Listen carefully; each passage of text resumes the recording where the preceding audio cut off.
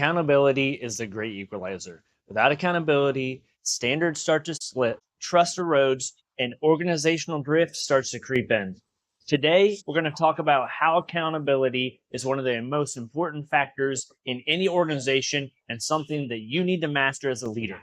Hey everybody, I'm Joe. I've led thousands of people across multiple organizations spanning from individual divisions of 12 people, departments of 50, and then organizations that have spanned over 100,000 square miles. And I've done this for more than 20 years. And this video is all about how accountability has to be part of your process as a leader. Some of the strongest units and organizations that I've been part of have made sure that accountability is part of their process.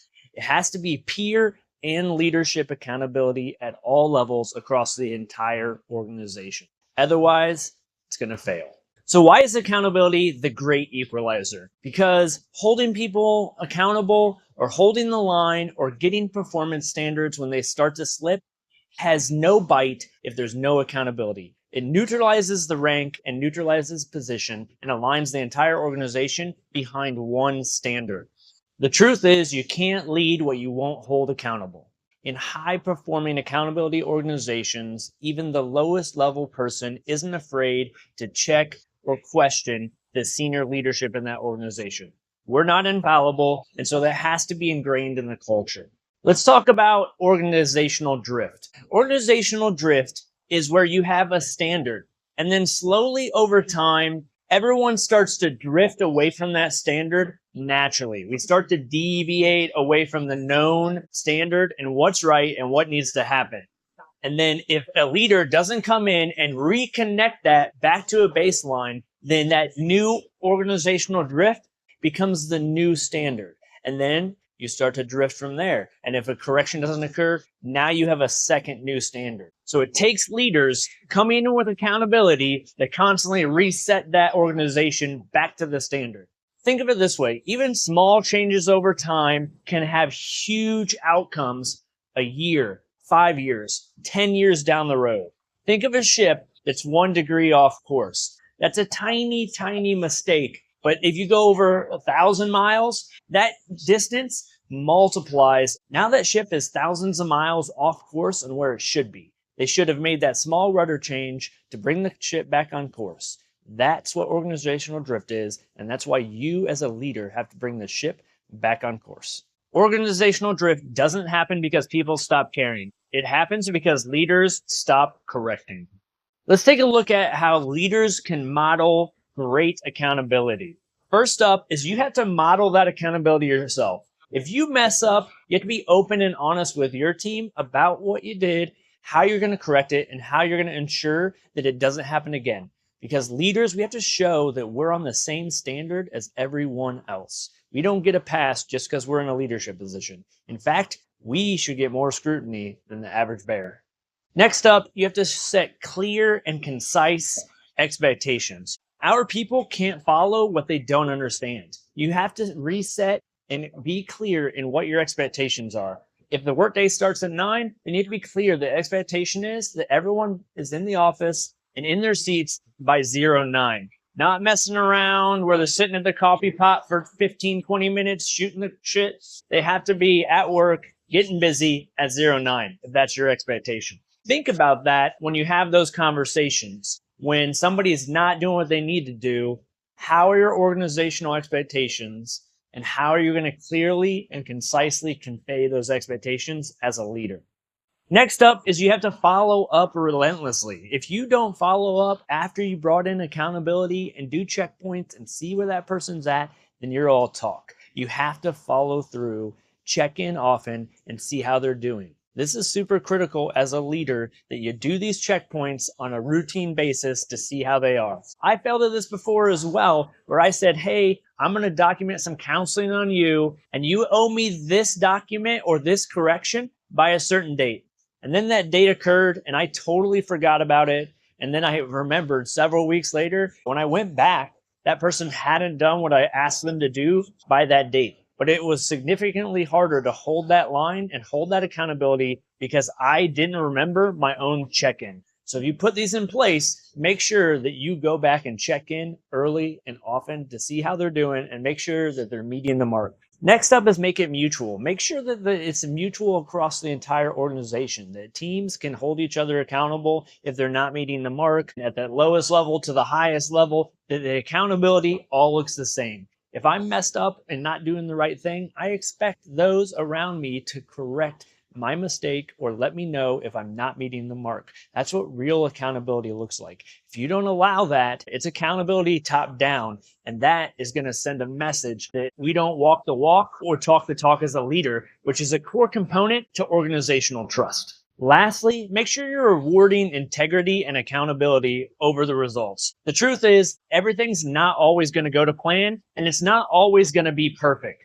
But if you go in there with a heavy hand and just rake them over the coals, then you're destroying accountability and trust in your organization. You have to celebrate when people do things with integrity, when they do it to the best of their ability. I once had a leader who worked for me who owned an inspection. He was in charge of it, and he had just come on board the ship.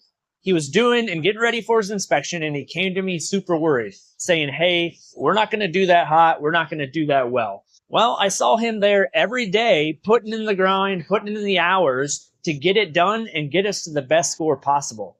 And that's all I could ask from him. He could only correct so much in a timely manner to do it right with integrity. So I gave him my backing and reassured him, hey, give us the hits, let us know what's not going to be good, and fix what you can.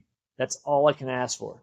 And that built real trust with him and built real organizational accountability. Reward that integrity and reward your teams. In this next section, I want to talk about when to transfer from verbal accountability to that paperwork accountability. Nobody wants to put anybody on paper as leaders. Without transitioning to paper, you're losing a huge bite to the accountability. You can talk to somebody maybe 10, 20 times. Eventually, you have to transition to some sort of formal counseling. This is where I see most leaders fail. They don't do real accountability on paper. They miss the mark. So you have to have some sort of standard of when you transition to that paperwork accountability. When I was a junior leader, I used to use the 3 strikes rule over a quarter.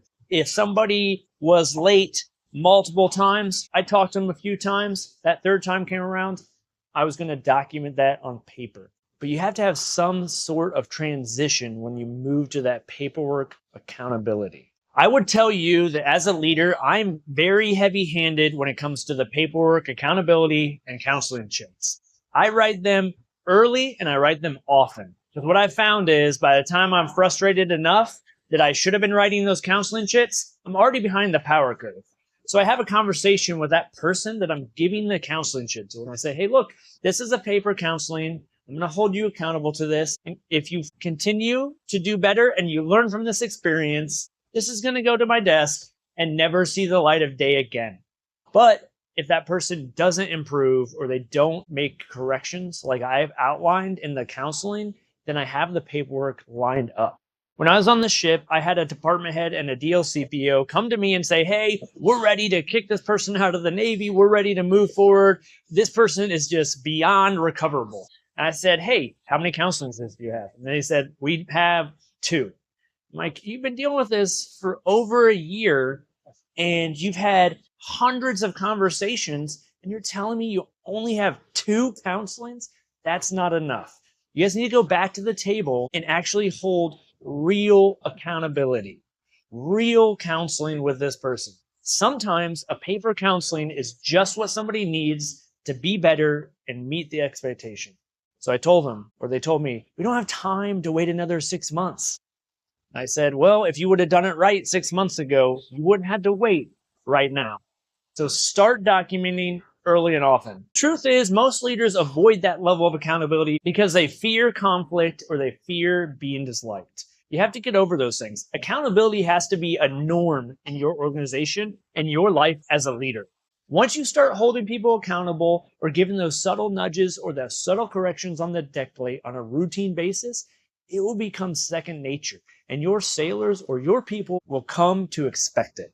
Accountability doesn't always have to be negative either. You can hold people accountable in a positive manner. I had a chief who worked for me who was super dedicated and would never take care of himself. One time during one of our inspections, he had like a broken tooth and it was killing him for like 2-3 days. And he refused to go get medical treatment because he wanted to make sure that the ship was taken care of. So me, as the command master chief and the leader in that situation, I grabbed him, told him to meet me on the brow, and then I kicked him off the ship. I told him, get out of here and don't come back until you get your tooth fixed.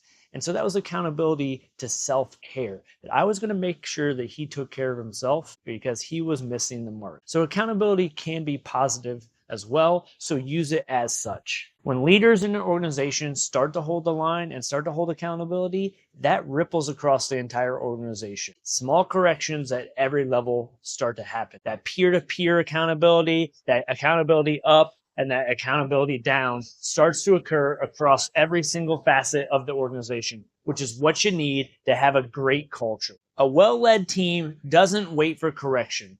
They self-correct. That's the culture and atmosphere that you want to build on your team. If accountability is missing in your organization, start by rebuilding it with yourself. Model and do the things that I listed and then permeate out from there. Share this with somebody who's in that fight to raise the standard. And if you found value, please subscribe and please share this video. It helps me grow and reach more leaders that I can help impact and we can help build together. Thanks for watching. I'll see you next week.